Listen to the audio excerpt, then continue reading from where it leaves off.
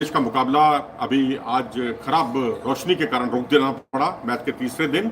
अभी 2 दिन का खेल अभी बाकी है और 357 रन पीछे है बांग्लादेश भारत के स्कोर से। यानी यह लक्ष्य को अगर पाना है, 515 का लक्ष्य भारत की ओर से रखा गया था बांग्लादेश के लिए, लेकिन यहाँ 357 अभी बाकी, यानी 158 रन 4 विकेट के नुकसान पर बने हैं। अच्छी बातें जो है वो ये है कि पॉजिटिव फ्रेम ऑफ माइंड से खेला है बांग्लादेश, बहुत आक्रामक खेला, 4 रन प्रति ओवर की गति से भी तेज उनके रन थे, यानी 4.23 की औसत से उसने रन बनाए हैं। इसका मतलब है कि उनका बहुत ही पॉजिटिव फ्रेम ऑफ माइंड दिखाई दिया है यहाँ बांग्लादेश का। और वहीं इस मैच में अगर आप देखेंगे तो भारत ने पहली पारी में जो स्कोर किया 376 का, उसमें 4.11 रन प्रति ओवर की गति से रन बनाए। उसके बाद भारत ने बांग्लादेश की पारी थोड़ी सी धीमी रही, लेकिन उसके बाद भारत की दूसरी पारी 4.48 और उसके बाद बांग्लादेश की पारी 4.23, यानी बहुत पॉजिटिव फ्रेम ऑफ माइंड से ये मैच खेला जा रहा है दोनों टीमों के बीच। बेशक पलड़ा भारत का भारी है, लेकिन बांग्लादेश के खिलाड़ियों ने भी वाकई दिल जीता है। चाहे जाकिर हसन का दूसरी पारी में बहुत ताबड़तोड़ रन बनाना हो, चाहे शांतो जो उनके कप्तान हैं, जो चलते बहुत कम है लेकिन जब चलते हैं तो बहुत वन मैन आर्मी साबित होते हैं। लेकिन यहाँ रन जो है पहाड़नुमा लक्ष्य है उनके सामने, क्योंकि बहुत मुश्किल काम है और 4 विकेट गिर चुके हैं। 1 विकेट बुमराह ने चाय काल के बाद हासिल किया और उसके बाद अश्विन ने अपने काम को बखूबी अंजाम दिया, लगातार जल्दी जल्दी 3 विकेट चटकाकर। तो एक सत्र जो भारत के नाम रहा, इस सत्र ने एक तरह से भारत के नाम इस मैच को कर दिया, मैं कहूँगा, क्योंकि अब यहाँ से 515 का लक्ष्य और अभी 357 रन और हैं, 6 विकेट बाकी हैं। तो 4 बहुमूल्य विकेट उसने खो दिए हैं जाकिर हसन का, जिन्हें आज आउट किया बुमराह ने, और वहीं अश्विन ने जल्दी जल्दी 3 विकेट चटकाए। शादमान जो कि ओपनिंग बल्लेबाज हैं, जिन्होंने पाकिस्तान में रावलपिंडी में 90 प्लस की एक पारी भी खेली थी, उसके बाद उन्होंने मोमिनुल हक का विकेट चटकाया, फिर मुशफिकुर रहीम जैसे तजुर्बेकार प्लेयर को भी वापस पवेलियन भेजा। अगर इनके विकेट आप देखेंगे तो मिड ऑन पर जिस तरह से शानदार कैच केएल राहुल ने लपका, एक कैच यशस्वी जायसवाल ने बहुत ही शानदार तरीके से लपका था, जो कि बुमराह की गेंद पर जाकिर हसन का कैच था। इसी तरीके से शादमान इस्लाम का गिल ने कैच लपका।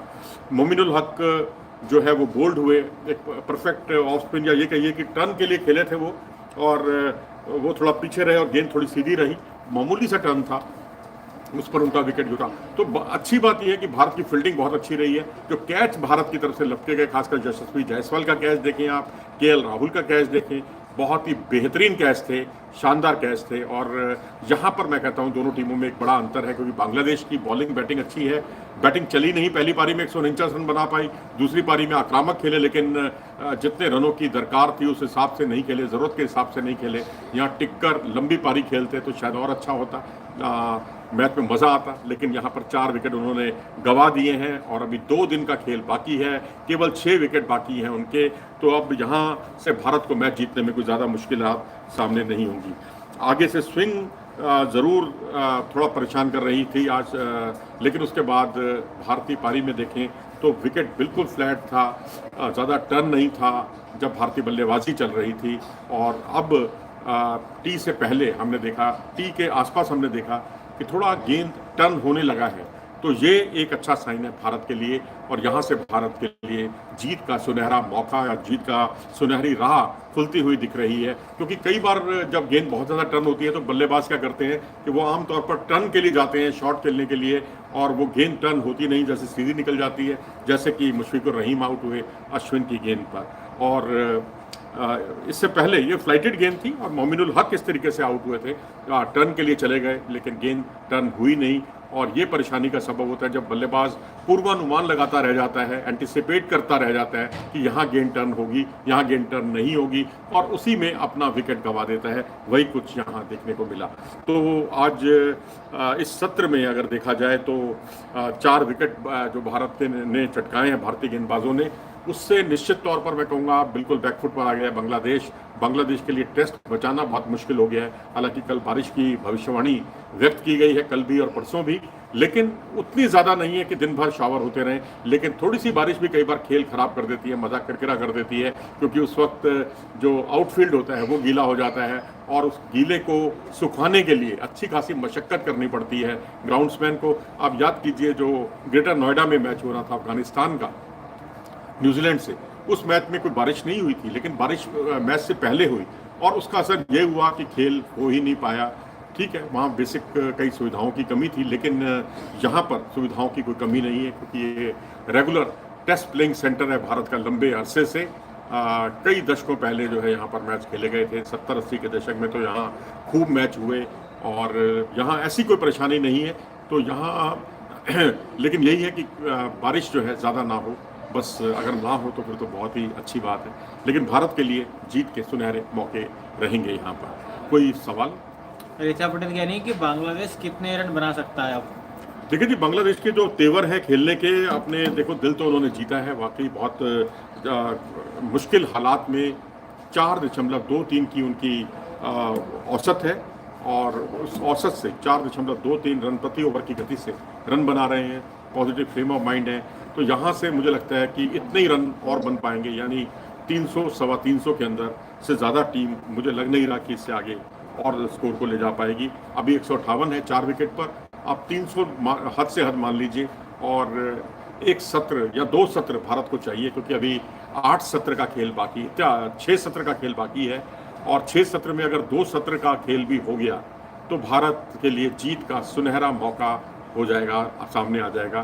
3 दिन में भारत का लक्ष्य था इस मैच को जीतने का, लेकिन वो तो पूरा नहीं हुआ क्योंकि बारिश ने काम खराब किया। लेकिन अब चौथे दिन आप उम्मीद कीजिए कि खेल होगा और ज़रूर होगा और वहाँ भारत के लिए सुनहरा मौका रहेगा जीत का। गेंद में हल्का पिच पर हल्का सा टर्न होना, ये जाहिर होता है कि आप टर्न से तो बल्लेबाज को छकाएंगे ही, लेकिन साथ ही जब गेंद टर्न नहीं होती या गेंद सीधी रह जाती है, आप अपनी स्टेटर वन का इस्तेमाल करते हैं, तो वो टीम और भी ज़्यादा खतरनाक होती है। और यहाँ पर अश्विन ने जिस तरह से एक आज विकेट चटकाया, ऐसी विकेट पर जडेजा भी बड़े खतरनाक साबित हो सकते हैं। तो अब यहाँ कुल मिलाकर स्ट्रेटजी आज दोनों टीमों के कप्तानों की यही थी कि एक तरफ से तेज़ गेंदबाजी आक्रमण और एक तरफ से स्पिन गेंदबाजी आक्रमण। और ये आज जिस तरह से मेहदी हसन मिराज ने लंबे समय तक आज गेंदबाजी की पहले सत्र में, हालांकि महंगे भी साबित हुए। शुभमन गिल और ऋषभ पंत ने बहुत ही उम्दा बल्लेबाजी का आज मुजाहरा किया। दोनों ने आज शानदार तरीके से अपनी सेंचुरी मुकम्मल की और ये अपने आप में काबिल तारीफ थी, क्योंकि 5वीं सेंचुरी थी ये शुभमन गिल की और 6ठी सेंचुरी थी ये ऋषभ पंत की। और ऋषभ पंत क्योंकि 2 साल के बाद आए हैं, टीम में लौटे हैं, तो जाहिर सी बात है कि उन पर सबकी नज़रें थीं और उन्होंने भी अपने प्रशंसकों को निराश नहीं होने दिया। वहीं शुभमन गिल की सेंचुरी इसलिए मायने रखती है कि क्योंकि पिछले 5 टेस्ट मैचों में ये उनकी तीसरी सेंचुरी है और इस साल 7 टेस्ट मैचों में उनकी ये तीसरी सेंचुरी, और कुल मिलाकर जो उनकी ये 5वीं सेंचुरी बनी है। इन 5 सेंचुरियों में 4 सेंचुरियाँ उनकी दूसरी पारी में आई हैं, ये अपने आप में विशिष्ट है। वहीं अगर हम पंत की बात करते हैं तो पंत की ये 6ठी सेंचुरी है। उन्होंने इससे पहले ज़्यादातर सेंचुरियाँ विदेश में लगाई, चाहे केपटाउन का मैदान हो, चाहे सिडनी का मैदान हो, चाहे ओवल का मैदान हो, वहाँ उन्होंने सेंचुरी बनाई।